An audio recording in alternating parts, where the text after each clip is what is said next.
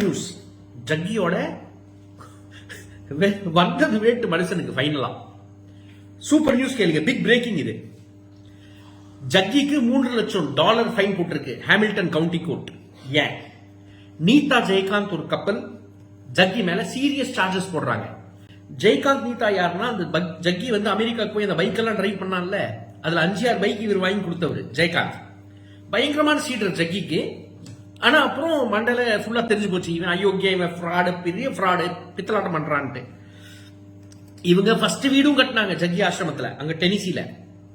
அதெல்லாம் வித்துட்டு வெளியே வந்துட்டாங்க. அந்த ஒரு வீடை வித்துட்டு வெளியே வந்துட்டாங்க.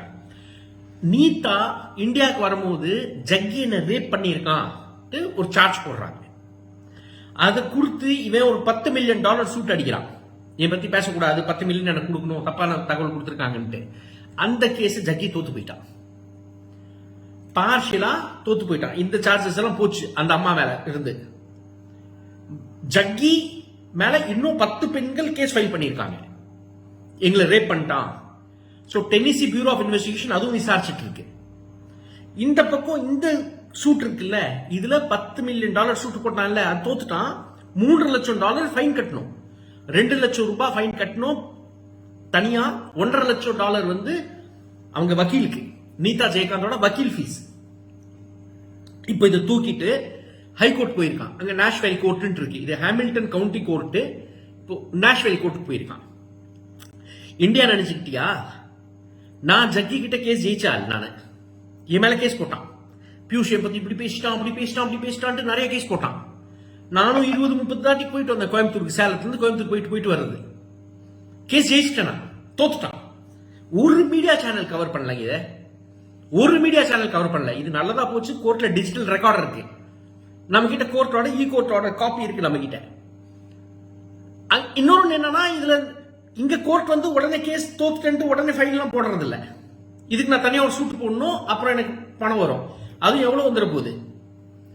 பட் அமெரிக்கால அப்படி இல்ல. அமெரிக்கா புகழ்ந்து பேசுறாங்களா இல்லங்க, அயோக்கிய நாடாது.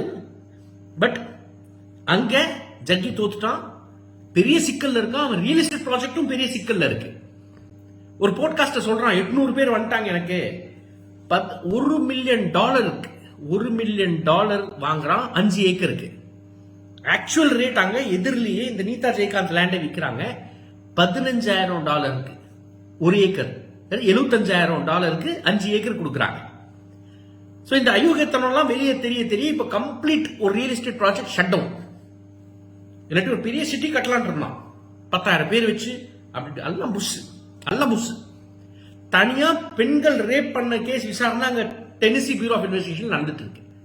இந்தியா நினைச்சுக்கிட்டியா போலீஸ் உனக்கு சைன் செட் கொடுக்கறதுக்கு? அங்கேயும் ஒன்னும் பெருசா இல்ல, ஆனா ஏதோ நடக்குது. இப்போ மோடி வந்து ஒரு பொண்ணு பின்னாடியே சுத்திட்டு இருந்தான் இந்தியால. அந்த கேஸ் நம்ம எல்லாம் மறந்துட்டோம், அந்த டேப்ஸே இருக்கு. அமித்ஷா வந்து ஸ்பைன் பண்ணிட்டு இருந்தான். குஜராத்தோட ATS ஆன்டி டெரரிஸ்ட் ஸ்குவாட் வச்சுட்டு ஒரு பொண்ணு அவங்க ஃபேமிலி மேல ஸ்பைன் பண்ணிட்டு இருந்தான். இது கோர்ட் ரெக்கார்ட். இதெல்லாம் இங்க பெருசா பேசப்படல, அது பெருசா வெளியே வரல. ஆனா அங்க ஏதோ ஒரு எபிஸ்டின் ஃபைல்ஸ் ஏதோ வெளியே வருது. ட்ரம்போட எபிஸ்டின் ஃபைல்ஸ் ஏதோ வெளியே வருது. இந்தியாவோட அட்லீஸ்ட் பெட்டரான ஒரு லீகல் சிஸ்டத்துல மாட்டிட்டு இப்ப முழிக்கிறான். நம்ம இங்க கம்ப்ளைண்ட் கொடுத்ததுக்கு தமிழ்நாடு போலீஸ், கோயம்புத்தூர் போலீஸ் அவனை காப்பாத்திட்டு உட்கார்ந்துட்டு இருக்கு. தப்பா ரிப்போர்ட் அனுப்புது நம்மளுக்கு. கம்ப்ளைண்ட் கிளியரா இருக்கு, இமெயில் ஒத்துக்கிறான். இவன் பண்ண குற்றத்தை ஜக்கி இமெயில் ஒத்துக்கிறான். Tamil Nadu cyber crime police DMK ஆட்சியில அவனுக்கு சப்ப கட்டுது. நீ எவ்வளவு நாளா தப்பிப்ப ஜக்கி, எவ்வளவு நாள் தப்பிப்ப? நல்ல மாட்டினடா இதுல. Anyway, it's a wonderful news. சாவுடா நீ, சாவு.